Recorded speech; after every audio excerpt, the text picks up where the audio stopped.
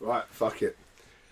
Hello, and welcome back to another episode of The Good. I'm Scott at Smurf Rider on Twitter. The Great. I'm Dan at DDB Comics Guy and D3G Comics on Twitter. And Logan X, Renegade Logan X on Twitter. Once again, yes, this is another recording. No one has been sick, ill, in hospital, and life has not punched us in the face. We have managed to make it to another episode. And we even done our opening in one take. We even done our opening in one take, which is true. So this time, if you have been playing along with us and you listened from the last episode, you've been playing along and you've watched these three films, we apologise in advance because we have given you probably one of the worst Marvel years to listen to or to watch in films. We're talking about, first will be our Blade Trinity. Scott, can you give us an up view, please? Yeah, right. Vampires, including Triple H for some reason, investigate an ancient tomb believed to be Dracula himself. To keep Blade away from this, they frame him for the murder of an FBI agent. The FBI then find his hideout and kill Whistler, and Blade gets arrested. Blade is then saved by Hannibal King and Whistler's daughter, and soon joins their gang called the Night Stalkers. Blade and the gang then go to war with Dracula and the rest of the vampires, including dogs, which we'll talk about. Vampire dogs, yeah. A final battle takes place against against Dracula and his crew in a warehouse. Blade then left out of the Night Stalkers defeats the vampires, while Blade fakes his own death to escape the capture of the FBI. And that's pretty much it. There's a lot in this film. Wow, there was a synopsis, and I did not see that when I watched it. Yeah, there's a lot. Where it was lacking in story. That's what I could piece together from it, really. Come on in, give us some tasty film facts then, Scotty. David Goyer directed this. He's done 7 films, 3 of them short movies. He did a good horror film called The Unborn, which I quite enjoyed. He was the writer for such classics as Batman vs Superman. Oh God. Man of Steel, but he was also in collaboration as a writer on the Dark Knight trilogy. So, he was only a story consultant on the second, not a writer. Well, it's all. We're going to cane him in a minute, so let's give him something, I suppose. God, Jesus. What else have I got? This movie had a £65 million budget, believe it or not. 65 million? 65 million. I don't know where. Compared to the previous, it's gone up again. It's gone up, but they gave it more this time, yeah. I don't know where that went again. Well, apparently, Del Toro was actually in talks to direct this, but they greenlit Hellboy instead. So he decided to shoot off and read it. Smart move. Yeah, smart move. Very smart move. It made 16 million in its opening US weekend. It made 2 million in the UK. That's not too bad, really. Wait. And a £65 million budget, it made 128 million gross. So only just doubled. Yes, it didn't do massive business. Blade Trinity was the 59th biggest movie out of 2004. It got beat by Shrek 2 and of course Spider-Man 2, which came second that year. Yep. It was beaten by Mean Girls, Troy, Van Helsing, 13 going Van on Helsing's 30, beat it. Fuck. Scooby-Doo 2 and the Garfield movie. This goes on and on. It's got a body count. To be count. fair, it wasn't 18 though. You've always got. It wasn't. As Daniel West points out, it wasn't 18. Yeah. It's got a body count of 87, and it came 43rd out of 48 Marvel movies. Let the destroying begin. Dan, comic book facts. Was there any?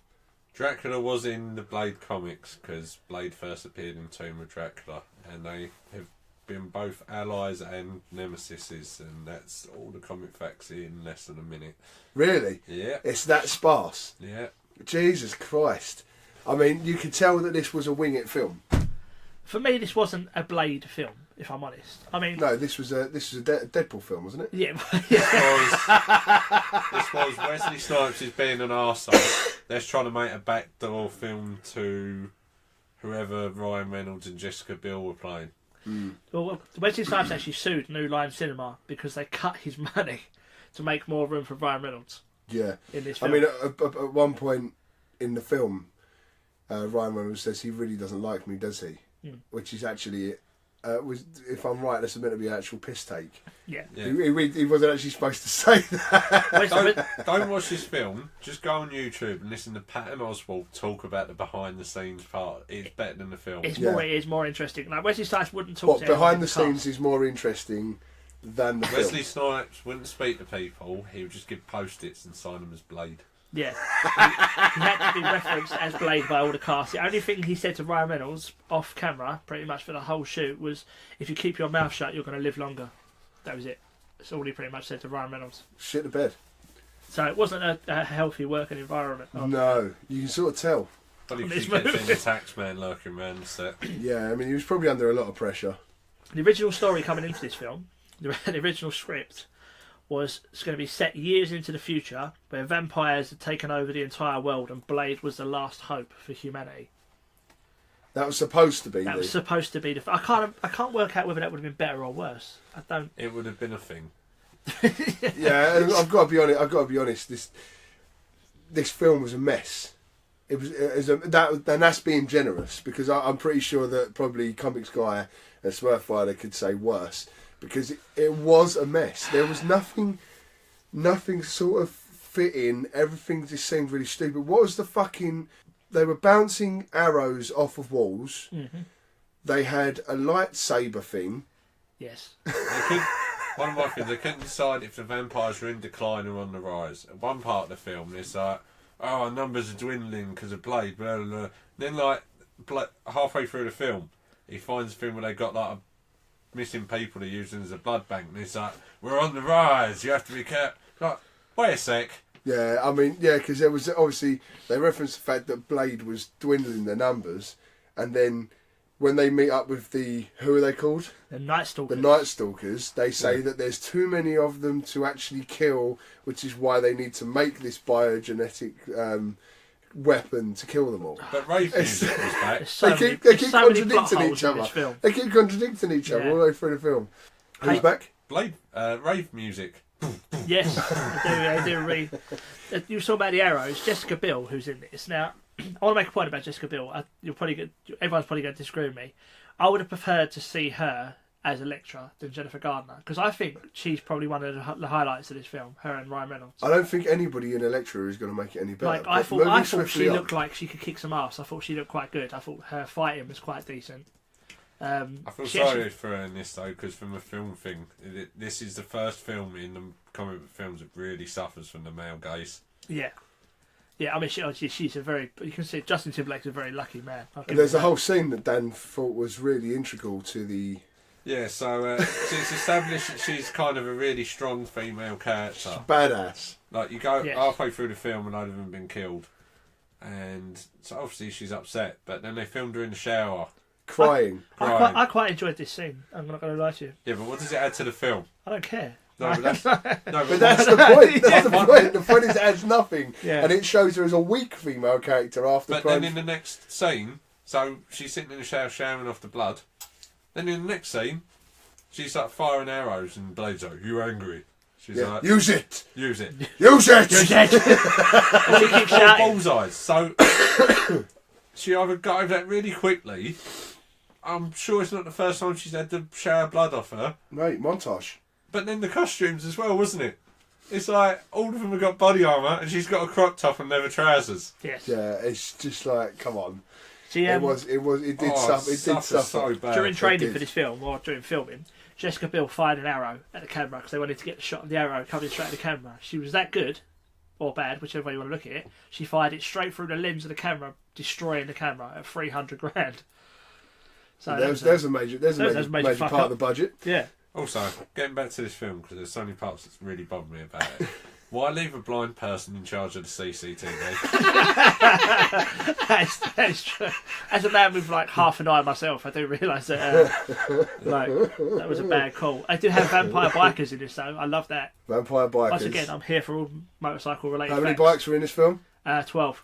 There was 12 bikes in this film, and they were all awesome looking bikes. I really loved that. I bet all the bikes were shown quicker than it took for Blade to chase after Dracula on the roofs. That fight scene. That fucking chase scene. What the fuck? How long did that chase scene go on for, and why did it need to be that long? Like, it just went on and on and on and on, and I was like, why the fuck are we still watching him chase Dracula? It's like almost the director went, shit, we've got nothing. We need to make this film longer. Right, I know what we'll do. Chase scene.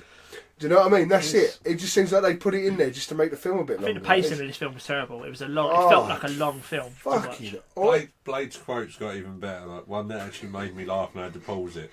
He's like trying to get the guy to help me. He's like, they're going to kill you. I'll kill you. And you're like, what's he going to help you? He's telling me he's going to die either way. I'm confused whichever way this works. What is that with Blade's gun? His gun gets more ridiculous every single film. So it gets bigger, doesn't it? It's ridiculous. How does he hold it? Like, I don't understand. It He's has to come with a tripod. Vampire. It's ridiculous. Yeah, what's happening to Blade in this film? Like the whole thing, like right at the very start. So we're jumping back. Things just keep hitting me. I'm remembering this film in bits now. Go on.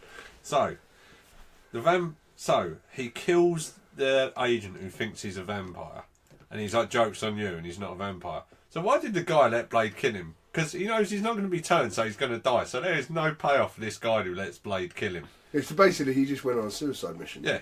Like, which is counterproductive to what he wants. And then why did Blade stay there long enough for the police? Like, he's supposed to be an expert disappearing into the shadows. There's like a good 5-6 seconds while he just stands there, and then you hear the police. Well, I kind of took that as he was upset over Whistler dying. Whistler hadn't died yet. Whistler hadn't died yet. Died at that point. No. It's after that Whistler goes back and says, "You're famous, boy." Oh, that's right. Yeah, how bad is Whistler in this film? Oh, Jesus. Yeah, I mean... Like, some of the lines in this film are fucking Never terrible. mentioned that daughter. Yeah, that was a surprise. I didn't see where she come from. But it's not just that. It's the bit where he's trying to have a heart-to-heart with Blade. It was almost cringe-worthy acting. Do you remember it? Yeah. So bad. I'm sorry I got old on you, boy. He goes Stone Cold Steve Austin-esque. Right? And then tries to act. And it's like, it's just so piss poor. He's trying to be this... He's trying to do this sort of proper caring, emotional thing, and he can't do it. It's like in the last film, we had fanny face, like vagina face bad guys. Yeah. In this one, at one point they looked like Care Bears. Like, do you remember the Care Bears who used to turn into like evil Care Bears? No, I think that's just your childhood. I had a fucked up childhood. I used to pull the face around and it used to turn into an evil Care Bear, right? Scare Bear? They looked like that. And then the dogs still had the vagina faces. Like, they had vampire dogs. I've never seen vampire dogs. What's that? Dan? Comic books? No? Fucking vampire with No, we've been through Incredible Hulk dogs. He's been through the comic book facts already. There were none. There's no basis for this in any reality. Yeah, in any reality whatsoever. I mean, there's just simple film things that don't work. What was the point of showing the dog jump out the window? There was loads. Right near the Night Stalkers are supposed to be an independent little army they built for themselves. They're gonna like, what's the word I'm looking for when people gang together to attack? Militia. Yeah, like a little posse. You know what I mean? They were so well funded, weren't they? Like, they had, like, some of their computers must have been worth $1,000 a piece. Where are they getting all their money from? Ryan Reynolds' 2 guys go on a pizza place contract. Oh right, yes. Yeah, a lot of it just didn't make any sense to me. I was watching this film thinking, once again, like, how have they got this stuff? How have they got this seafront warehouse? Yeah. Jessica Biel has more arrows than fucking Hawkeye in the Avengers, and more. Where are they getting these vehicles from? My thing was, if you don't want to make this film, don't do it. Don't all just turn up and be like, fine with film. Yeah, it was. I mean, Ryan Reynolds was obviously using this as his Deadpool audition, but he's the best part of this. He was funny, and if you watch that and then you watch Deadpool, which I've done recently because it's on Netflix, I thought to myself, wow, that's really the same sort of humour. It's, apart from actually looking at the camera and talking to you, you know what I mean. There's a lot of that Ryan Reynolds comedy in slapstick. There. Slapstick comedy in there, which is really good, but unfortunately in a really bad film. Sorry, go on. I'll say that let's stop talking about the film because we'll just be crying for ages. It is. It's just one of those films where they was obviously sitting around the table. Let's ask a simple question: Did the Blade films deserve better than what they got? That's a good thing to ask. No, I don't think so. I don't really like Blade as a really? character. I don't really get it. I think You don't? I it think could be done better. So in your opinion, they could have been done better, but you don't think they deserve another I think shot. it would have. I think Blade works better as a Netflix kind of series, like a really gritty kind of. So if it had a dark, really gritty Netflix independent series. feel to it, I think Blade works a lot better. I don't think it works as a big Hollywood blockbuster, personally. I'd have to agree with that. I'm both ways really. I like Blade. I like the idea of Blade as a character. I don't know how they'd incorporate into the MCU anyway now. I don't think they can, because that's the follow-on thing. Do you want to see it in the MCU? Yeah, I mean that. I don't think they can incorporate it anymore now. It's too late in my eyes. I think. Did it deserve better? For when it come out, Blade 1 and 2, they were pretty much standard films for when they came out. Yeah. You know, they weren't the best. They weren't the best. They weren't the worst. They were setting a benchmark for things to come. Yeah, but I think they gave it what it deserved at the time, and they were what they were, sort of thing. Does it deserve another shot? 100%. I think Blade deserves another shot, and I think I would probably go the Netflix route or Amazon or something like that, but it would most likely be Netflix. I think you'd have to go Netflix. I don't think this works as a film. I just don't think it does. I think it's better as a Hell's Kitchen even kind with of. Netflix though, I wouldn't put it on Netflix because it'd be associated with the MCU. Yeah, and I don't. It won't. That's work. why I said maybe Amazon. Yeah. Any. Well, we don't know. Any independent. Its biggest problem it has with the MCU is you'd have to somehow have ignored that vampires exist for the past 10 years. Yeah. But obviously we're going into phase 4 now. But then you could say that it's been why didn't underground. Shield pick up? Why didn't Agents of Shield pick up? Why have you not seen one before? Yeah, but I think there's loads of things that Agents of Shield are now just like, oh, now we're on. I haven't seen the new series, but now we're on a spaceship. Do you know what I mean? I wouldn't worry about the new series. Yeah, no. See, I think I'm in an R over this, like thinking about it, and I'm like, I'd like to see Blade in there, but I can't see how you can do it. Yeah, I know Kevin Feige's right. He said he wants to get Blade into the MCU, but yeah, it'd be like you say difficult because of all the vampires, but they turn around and say they're hidden in plain sight, sort of thing. That's that sort of attitude, but then they would have been picked up somewhere along the line. But I would like to see something new done with Blade, something that any comic book character is worthy of, because I also think that it would probably give the comic books a bit of a boost and allow for a new comic book series to be made on them. It'd be nice to see Blade in a comic book, in a Netflix type dark, that sort of show. So I'd like to see Blade in more of a Whistler role now as well. Yeah, that's what I'm saying. Why not Blade is the mentor. Yeah, I know they talked about doing that in the comics and it got put on hold, but it was I'd like to see that. Yeah, I mean, I think it does deserve better now. For then, I think it was fine for what they were doing then, but for now, I think it does deserve better. It deserves something. So you think it deserves? You would like to see an independent show? Yeah, I'd like to see something, but I wouldn't want it part of the MCU. No.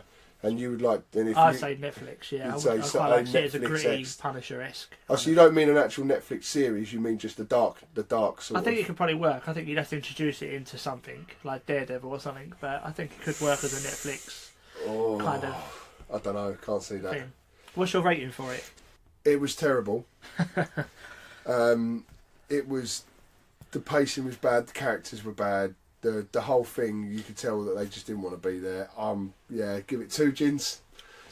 2 gins, go on, Smurf. I'm not far off that. For Deadpool alone, we call him Deadpool because he is Deadpool in this. For Deadpool alone, and look, I'm a man, I ain't gonna lie. For the Jessica Biel shower scene, I'd give this 3.5. So motorbikes got 1, Deadpool got Biel, 1, Jessica Biel got 1. So I can break my score down similar. It got 2. 1 because it was funny to see Ryan Reynolds audition for Deadpool, and 2 I laughed my head off at leaving a blind person in charge of the CCTV. There you go.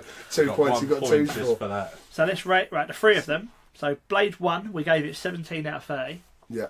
Blade 2, somehow we gave it 17 out of 30 as well. Blade 3 gets 7.5 out of 30. So a massive dramatic drop there.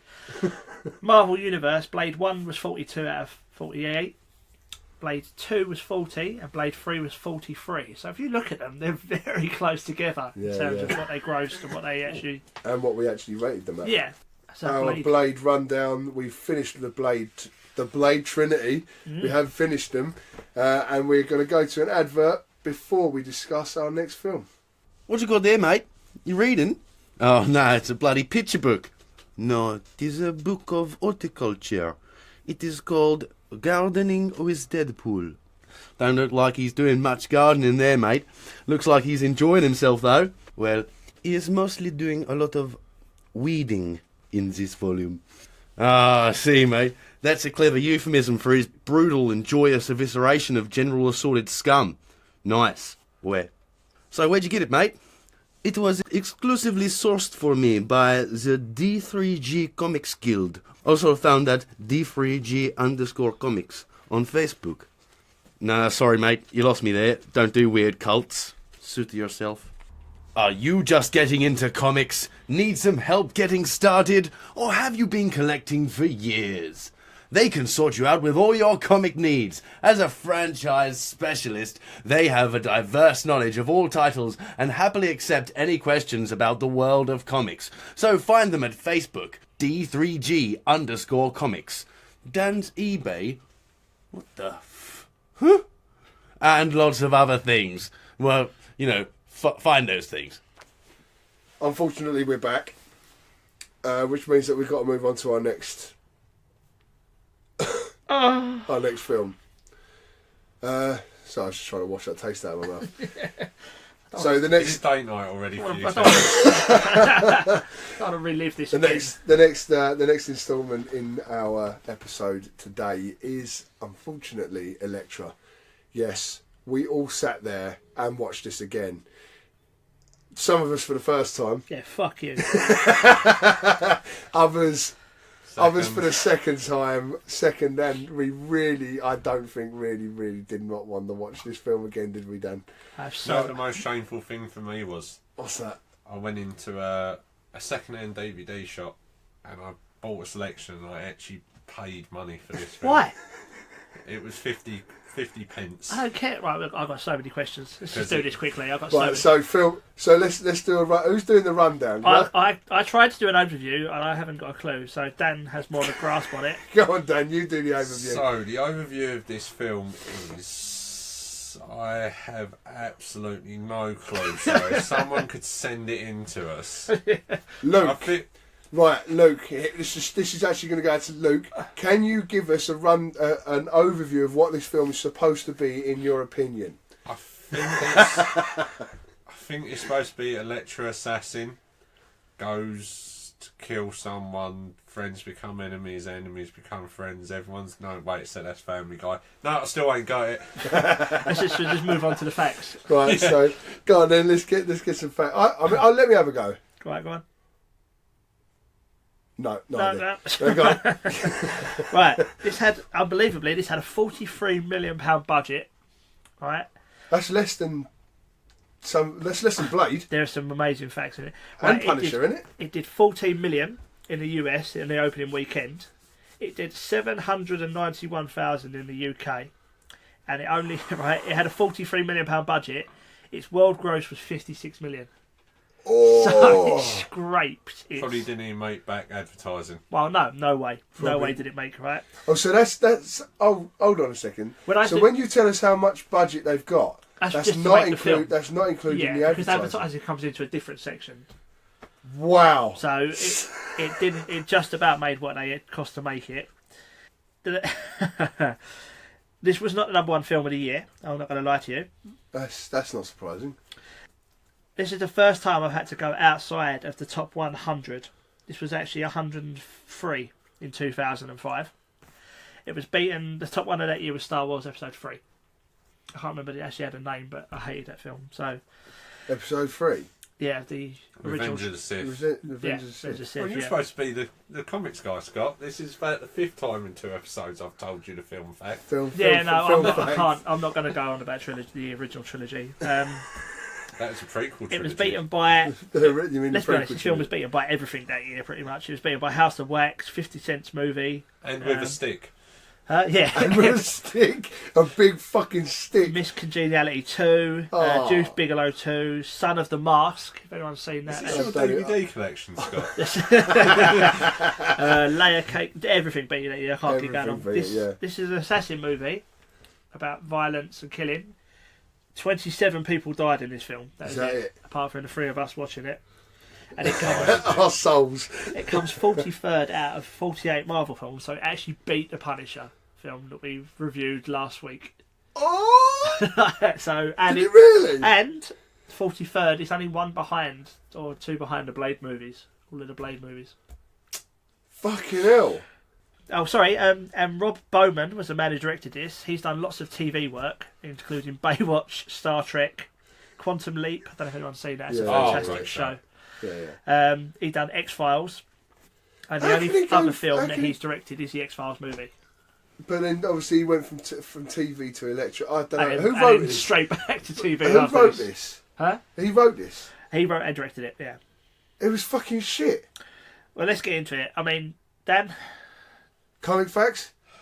If any. So, comic facts, Dan, come on. I think it's slightly based on Electra Assassin, which is Frank Miller and Bill Sinkovitz's comic, which is one of the craziest things you will ever look at, because it's a very interpretive, very stylised 80s art, where some of it is basically pictures, and it's really weird.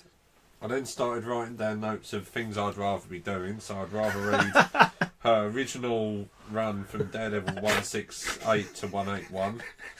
Combing my hair. I'd rather read the last 5 part that come out. From a comic book angle, I actually wrote down when they started going wrong. First part was when they mentioned Mark Miller, because he's actually a comic book writer and he's not that good. Everyone's going to hate me for that, but you're welcome. And yeah, Electra's supposed to be an assassin who's got a dark past. She's been killed, so she's come back, so she's trying to find that balance. Me and Matt have talked about a lot that there's a fine line between the Daredevil and the Punisher. She is that line. Really? She's supposed to be that line. Yeah, see, I don't get any of that. She will not kill. No, you don't get that from... No, you won't get that from the films. We're talking about what they're supposed to be. So you've got Daredevil here, who won't cross that line, but is one bad day away from becoming the Punisher. Then you've got Electra, who's right in the middle of both of them, who will kill, but not always. Will kill if she deems it an absolute necessity. Yeah. And if they are someone who truly deserves to die. Yeah. But she will not kill to get to her target. She's rather more stealth-like. Can I say, I didn't get... Like Jennifer Gardner, she's a beautiful woman.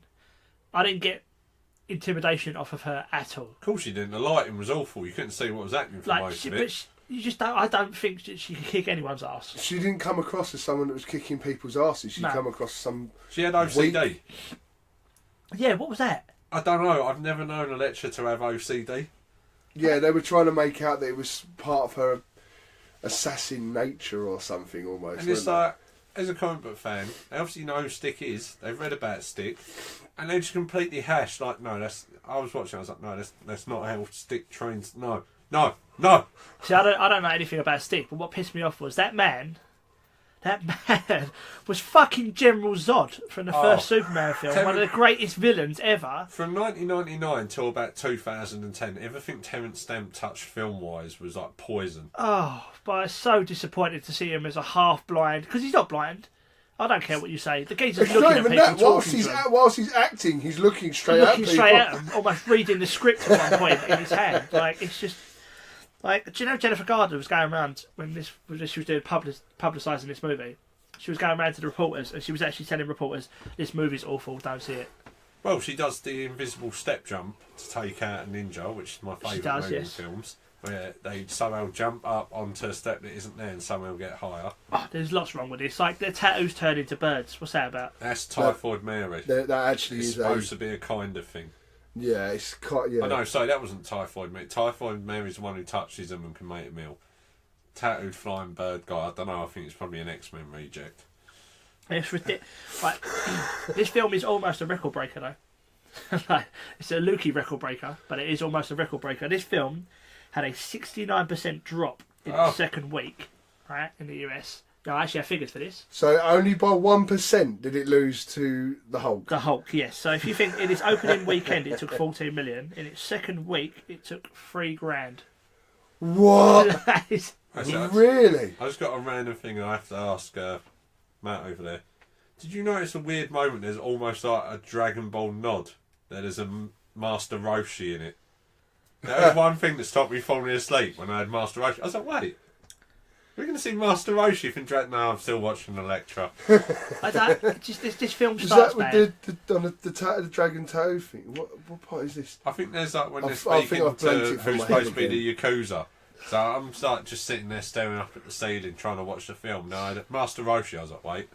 No, Oh, they not watching Dragon Ball yet. So I came in, after watching The Punisher a few weeks back or whatever it was, I came in thinking, I'm going to give this a go. It can't be as bad as what it starts bad. There's a guy... Me and Dan, no, hold on. Like, guys, me and Dan pre-warned Scott how bad this But film you also was. pre-warned me But about you how can- bad The Punisher was, and I quite enjoyed Oh, that. The Punisher's a bad film. So I thought coming in... No, but we told you, like, The Punisher is a bad I film. think we said that was had... bad. I think we said Electra was awful. Yeah, I mean, I had bad memories of it. I mean, you'd seen Daredevil, and we were like, trust me, Electra's worse. Like, but for some reason, you couldn't believe that Electra could be worse. But I came in thinking, right, I'm going to give this a go. You turn it on, and the first thing you hear is a bloke trying to do a Chinese accent, doing a voiceover, and it is literally the most racist thing I've ever... He's literally like, so we go to Japan. And you're like, he's not even... That geezer's not even Chinese. What the fuck is this? Like, it starts bad, and it just gets worse I and said though, worse. you can do a better. I can picture a better opening to this film off the top of my head. So we start with Electra hitting the ground from Daredevil. We see her in the ambulance. The ambulance gets knocked over. A load of ninjas in black take her, and then you see her get resurrected, and you jump in there, and you just be like, "What the flame hell's just happened?" Yeah, which should lead into, obviously, the hand. Why she's and fighting the why hand, she's fighting how the she's hand. alive. Yeah, everything. Yeah. So, automatically a better intro than what they gave us. I still don't understand how she's still alive. No, it was just... The I don't know problem whether I blocked that out. That is something that happens in the comics. Yeah, but surely you're making a film bad. They can't just... Yeah. A thing can't just come up on screen and go, Well, she's alive, refer to the comics. That Maybe don't they work. should have just done what Frank Miller wanted to happen with Electra in the comics. Frank Miller, when he killed her, he's like, no, that's her done. And Marvel were like, no, she's really successful. We're going to bring her back. And he basically went back and forth to the point of, Frank, if you don't write her, she comes back, we're going to write it ourselves. What they should have done is just paid attention from Frank Miller's original view and applied it to the film. And you just left her. The plot is terrible. Like, she's trying to train that young girl who... I know her from a TV show called Kyle X White, and she's actually quite a good actress. But no. But originally, she turns up in the house to kill the dad. No. Don't you remember? So No. she turns up. No, you don't. So she finds the little girl robbing her house, and then she's on one side of her, and the little girl goes to move, and all of a sudden she's on the other side of her. She can regenerate in places as well in this one. This film is no grounded in any kind of reality at all. It's And it has completely quite, I said it to me, the worst thing's the lighting. Because I genuinely thought what I was watching was broken. Because you can't see the faces. I'm like, brightness on the TV. No. Let me check while I'm watching. No, that's fine. What's happening? As a film fan, it's the worst two things. It's a weak plot and slow pacing. It makes the film unbearable to watch. I mean, like, she's so from whatever that first part of the film is, the opening, right? We get the point that she's supposed to be this uncaring assassin, right? That's what we're supposed. That's what we're supposed to get from this. And then all of a sudden, because she's met this girl's father once, all of a sudden she doesn't want to kill him. No.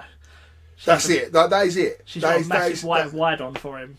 Doesn't want to kill him. But that's it. Yeah. That is literally it. That's why she doesn't want to kill him, because she's met him. Like, that doesn't make sense. Like, You're trying to portray her as this fucking... Before we do the scores, this should be quite easy. Did the Fox Daredevil verse deserve better? And Fuck yes. did it get better? In Yes, the it did MCU? get better. Before I've even finished, like, the ending's even a cop out as well. Like, she throws that knife through. Count how many for bushes? like 20 bushes. It's a sight. 12 bushes. She throws a sight. She throws Raphael's sight through 12 bushes, and then the bird runs into it. There's not even a decent fight scene at the end, really. The fight scenes in it don't hold up. No. The fight scenes are awful. Like, they're so terrible fight scenes. the powers, the characters in it, the characters are weak, the writing's weak, the bad guys are just completely unmemorable. No motorbikes, no side boob. It's pointless. There's nothing in this film that makes me ever want to see it again. No. Dan? No. Nothing? Okay. Nothing enjoyable about this film? No. Well, they made her wear a red costume once, which is the right colour. I'll give them that. Is that so? You gave it a 1? Yeah, pretty much. So yeah, going on then onto scoring. We'll start with the comics guy this time. You gave it a 1, Scott. Yeah, I gave it. They won't let me give it a 0, so I gave it a 1. Is we not allowed to give it zeros? Like, I'm pretty sure when we spoke about this earlier, I said I want to give it a 0. You was like, no, you got to give it at least a 1. What, in that recording that we never lost? Yeah. You said I can't give it a 0. I want to give it a 0. There's no reason to watch this film. It's got no plot. It's got no story. Well, being that would you give it a 1 or a 0? I'd give it a begrudging 1. Why? Just because I'll give it a 1 for cleavage. 1 for cleavage. Because that's all this is about. It's about her running around in tightly clad clothes. That's it. I didn't like any of it. I don't even want to give it a 1. Just give it a 1. Just give it a 3. It's got a 3. 3. Wait. That's triggered a Lukey. That's another We've got to have Lukey. music for this. Would you like to compare it to Daredevil? What did we give Daredevil? Okay, so for us for Daredevil, we gave that a 2 out of 30. So this is better than Daredevil. No! Because Dan gave it a 0.25, wasn't it? Yeah, about that. So a quarter mark. Dan actually gave it. Yeah, Dan gave it a Diet Coke. No, a Coke Zero. Coke Zero and threw it at the wall and walked out. Yeah, so this got 2 out of 30. No, we can't have that. I'm giving it a 0. Now it's got 2. Right, fine. So it's the same as Daredevil. No, Daredevil's slightly better. This is a near contender for like the award Honestly, already. Daredevil and Elektra are fucking awful. On this high note, I'm going to beat Matt to this. Time for an advert. There are tales of mythical and magnificent monsters, awesome epic adventures, stories of valor, courage, compassion, and heroic deeds of great men and women, fighting for the betterment of the ideals of mutual ascension and all that is good, which inspire generations to follow in such esteemed heroes' footsteps. Such tales will not be told here. No! These are recountings which counter such encounters, an intertwining of twisted teachings designed to diverge on the general duality of doom and delight and delve into drunken dreams with dem drunk blokes. Find these drunken tales from them drunk blokes on Twitter, Podbean, YouTube, and all good podcatchers, and soon Spotify. Well, I mean, it's not much of a highlight, but it is going to be the highlight. This one now that we're going to do, which is Fantastic Four. Okay, so a brief overview on this one. It's brief. It is brief. I've done the first bit and then I'll just fill the rest in because I think this is the only important part. Reed Richards is convinced that evolution was triggered millions of years ago on Earth by clouds of cosmic energy in space. And he has calculated that one is going to pass over the Earth in the coming days. So Victor Von Doom basically funds a project where Reed and 3 of his friends can go up there to measure it. Reed miscalculates this. They all get, I think of the clever word for covered. They get covered by the cosmic energy.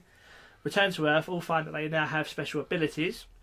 So the rest of the film is basically about them trying to work out how to live a normal life with their abilities. Reed then tries to cure them of their abilities, while Victor Von Doom's abilities turn him evil and magnetic. Or it turns him into like iron, and magnetic and iron. It's like electromagnetic powers, which probably is fuck all to do with the comic books. So basically it's about them. I'm saying probably is fuck all to do with the comic books because Dan's sitting there shaking his head and twitching. So basically it's about them getting to grips with their powers, finding out how to live a normal life. The Thing meets a blind girl. We'll get back into that. And then they have a battle with Victor Von Doom at the end and freeze him with a fire hydrant. And they end up having a party on a boat. And that's pretty much the overview of the first Fantastic Four film. Which, I watched this with my stepdaughter. Right. I know, does this sound like deja vu, guys? That's a strange air of it. So I watched this with my stepdaughter. She really enjoyed this. She's 9, by the way. So you got to give her some leeway. So she really enjoyed this film and she never even knew it existed because this is pre-Amelia. It's before she even existed. Mm. And she really enjoyed Fantastic Four. I loved Johnny Storm. I thought he was the best part of it. Him and Thing. But that's about it. When you look at Tim Story, the guy who directed it, he's done things like Barbershop, he's done the ride-along films. Anything that Kevin Hart's been in, pretty much, Tim Story's been involved with. So that's some comedy stuff. Yeah, so you can see all the comedy tropes through this. This film had a £100 million budget. Did it really? You can tell. I think you can tell though. It does It look makes pretty sense. good. It's Marvel's first family. Spider-Man's the one everyone latches onto, but without the FF, you don't have the Marvel comics. Yeah, well, fair enough. It did 56 million in its opening weekend in the US. Which isn't too sad. No, it did 3 million in the UK, which again is Once pretty again, strong. isn't too sad. It made 330 million worldwide, so again, not terrible. It was the 13th highest movie of that year. It was actually higher than Chicken Little. Can you believe that? I love Chicken I Little. know, man. Like, And you're only just higher than Chicken Little. He is my Chicken Little. What are you talking about? Look like Chicken Little in real life. He's my Chicken Little. But this film was beaten by Mr. and Mrs. Smith, Charlie and the Chocolate Factory, Hitch, but it did also beat The 40-Year-Old Virgin, Walk the Line, and another great Ryan Reynolds film in Just Friends. And this was 32nd out of 38 Marvel movies. Oh. So That's filled in the gap then. I'm the same as you. For me, Chris Evans was the best part of this. I thought he was fantastic. Him and Thing. Don't want any comic facts? Yeah, sorry, comic I facts first. apologise. Fucking comic facts first. Jesus. Fucking jumping straight into this. You're supposed to be hosting the show. Fuck So- you, cunt. No, we had this in our WhatsApp group. I I counted myself free of us. I apologise for Matt's lack Sorry, of mate. coordination. Go on. So, Comic facts, Dan. Fantastic Four were the birth of the basically Marvel Comics, because Yeah. Stan Lee was about ready to give up, because at the time comics went through a cycle of superhero, war, love comics, and it go round. Yeah. And he said to his wife Joan that he was about done, and she went to him, just write something you'd want to read. He's like, what's the worst that's going to happen if you're going to leave anyway? Yeah. I went, okay. We ended up with the Fantastic Four. Which then, after that, people had faith in me, done Spider-Man, Daredevil, X-Men, the Hulk, so forth and so forth. So without this, we don't have any of... What we love. Yeah, the films, the comics, the TV shows, none. So really, we have to love this in a certain, in a sense. You have to like the idea of the Fantastic Four, not this film. But Doctor Doom first appeared in FF5. So was their original? It was their original bad guy. No, Mole Man was. Oh man. Which I'd love to see him doing in films, because I think with how it is today, it'd be pretty good when it eventually goes into the MCU. That's just a personal. How they would put Mole Man onto screen. Yeah, I think a bit like how they updated Doc Ock for Spider-Man 2. I think it'd so be if you gave him the interesting to modern see. day update, Yeah, that's he'd just be a, really that's just good a on personal screen. thing. Yeah, And yeah. Marvel, in the unlikely event that you are listening, yes, I would like to write and partially direct FF when you get it, because I've become a huge FF fan in the past couple of years. And Alicia Masters, the blind one who falls for the thing, actually appears in the Fantastic Four 8, issue 8. So she's in it pretty early. Yeah, so she's a. However, I don't think the director actually read Doctor Doom's origin. No. It's not in the spacecraft. No. He doesn't actually. Well, he comes in issue 5. Latveria Straight is. from Latveria. Yeah. And something I loved in the comics that I only found out when reading in, and it happens quite late on. I think it's around issue 70, around there. He actually takes off his mask, so there's quite a build-up, and you're led to believe he's a monster. And all he's got is a small scar on his left cheek. Because he's such an egotist, because he has such a minor imperfection, but it's an imperfection, he thinks he's hideous. And his reason for a lot of the villainy is if he is not the definition of perfection in every way, then he can't have anyone else Be perfect. Yeah. So if he's not perfect, no one can Which be. I think is a much better way of using the villain than how they do in this film.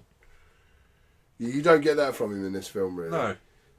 But so there's your comic facts. There's something I wish they would have done more. There's my very unsubtle hint in the unlikely event someone finds this at Marvel one day and goes, yeah, he knows what he's talking about, that guy. I mean, altogether, but did you have any fun with this film at all, Dan? I quite liked when I realised the Thing uses the same like clothes shop as the 90s film Ninja Turtles with the big brown coat and brown hat. It's a bit of a nod, isn't it? Yeah.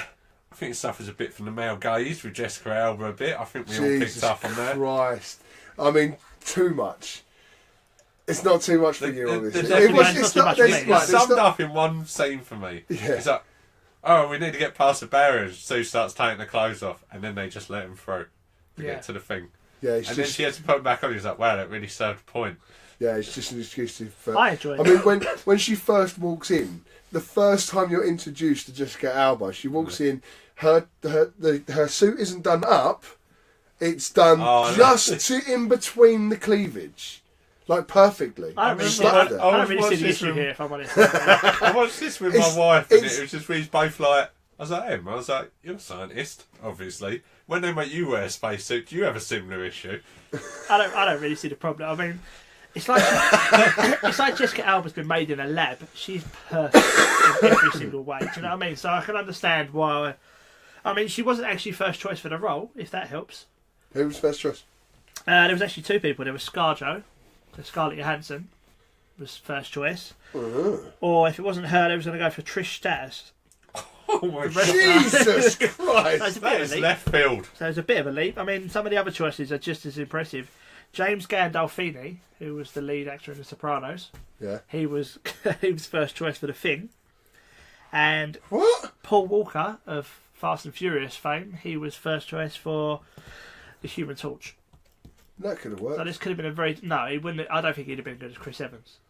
No, Chris Evans. I liked Chris Evans. I liked Chris Evans. He was good. But it's for a comedy value. It doesn't add anything to the film as such. They need to. My only problem with him is the Human Torch, and it wasn't too big. They just needed to wind him in slightly. He was slightly too out there for the Human Torch. Like under it all, because he hadn't become Captain America yet. Yeah, that one. And pretty much Johnny Knight is a show off, but under it all, he's a good guy. Yeah. Well, he pretty much improvised all of his lines in this film, which kind of probably tells you. Really? Yeah, because they're better than most of the lines in the film. Like he improvised my favourite line from this whole film, where he crushes the car, throws it him, and he goes, "You think that's funny, Pebbles?" I generally laughed at that first. I like the way they've done the thing as well. Like that's something I actually liked, because I can't. How do you pronounce his surname? The actor who plays him, it's Michael Chadlis. Yeah, Chadlis? I can't. Yeah. He kind of gets the thing like. The thing doesn't. Like, he gets it right at the start. He's angry. He's angry, like, that he's turned into this, because all the other ones hasn't changed that much. No. And he's basically turned into the monster. And in the comics, the only reason he ever went into space was he kind of fancied Sue, and she played on it to get him up there.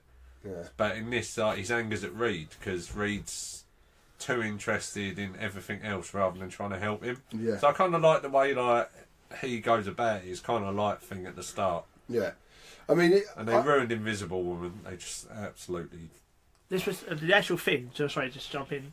This was Stan Lee's favourite character from any Marvel film so far. Yeah, because he created him. Yeah, he really loves the way they done the Thing in this film. He thought it was really good. I didn't have a problem. To be fair, I didn't have a problem with. I've got to agree with Dan. The only character I had a problem with was the Invisible Woman, and this is the reason why, right? Because as superheroes and scientists, they're supposed. I think you said this to me before. They're supposed to be strong, independent people. All of them, not just Reed Richards and and Johnny Storm. They're all supposed to be very strong characters. Sue Storm is not a strong character. She's weak. Yeah. And is she supposed to be weak? No, God no. She's headstrong. She comes across as a proper woman, damsel in distress almost in this. See, I didn't get that. Maybe it's because I haven't read the not? comics and I didn't. That's because you were too busy looking at her trying to put your tits. tongue back in your mouth. No, I'll be honest. I haven't got a problem with any of the casting in this film. I thought the casting was really good. I really enjoyed all It's of not the characters. casting that's the problem. It's the writing. It's the way they've wrote her. They've like me and said, they wrote her with a male gaze in mind. Like she needs to be smart, clever, front and centre, and not be able to zip up the front of her costume. Yeah. She doesn't know how to dress properly and has to keep getting naked. And he's constantly relying on the men. Scott? She's constantly relying on the men to give her emotional support so she can make it through the next scene. Yeah. It's just a bit shit. I mean, look at her power. She can create a force field and push back. I don't think she's too heavily reliant on any man. Yeah. But I mean, out of all of that, I had big problems with the writing of the characters and all the rest of it. But I actually really enjoyed this film. But I think I enjoyed it for a different reason because I sat there and watched it with my stepdaughter. And she found it loads of fun, and you can see why. Now, if you look at it from a 9-year-old's perspective. Well, at the end of the day, that's what it's written for. But that's what I mean. It is but that's what I'm saying. If you was a kid and you're watching this film for the first time, it's actually a really fun film to watch. I'm a kid, and I did enjoy it for those reasons. Yeah. I enjoyed it. When I looked at it as an adult, I was like, there are a lot of holes here, just as me and Dan have picked up on. But as a kid, I can see why she was giggling and laughing and really enjoyed it all the way through. It's a fun film because it was just fun. Johnny's got a very cool motorbike as well. Just want to put out there. That's right. So unfortunately, though, because of the way I am now, like as I said, people change. Like I wasn't as into comics then, and I've got massively into it now. Everyone's opinion changes when you get older, so it's probably why I'm a bit harsher on this film. Yeah, so when you first saw it. You would have been. I was I remember watching it in the cinema. I was intrigued. I wouldn't say like I really liked it, but I was intrigued, like in the whole superhero mythos. But that's what. So as you've got older, now looking at it from your perspective, now it's actually got worse in your opinion. Yeah, but that's because I am a comic book nerd stroke. But it has to me. Budding amateur director, film auteur. But even to me, it has got worse in terms of what I've picked out. From what I know of films and all that sort of thing, like which isn't as in depth as what you and Scott is, but from all the films that I've watched over the years, I now can look at that film and go, the writing wasn't. No, I think they had a market they was aiming for, and I think they nailed it. Like I think the toy market. The toy market, yeah. They was aiming at that kind of toy family market, and I think they nailed it. I've got a question. Go on. Where the fuck does Ben Grimm get his shoes from? The turtle shop. Turtle shop. Yeah, with the trench coat.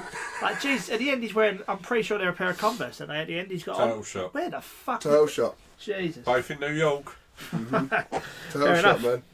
I suppose there's only one thing left to do, no? There is. We do the scores. I'm going to start it this time, and I give it a 4 gins.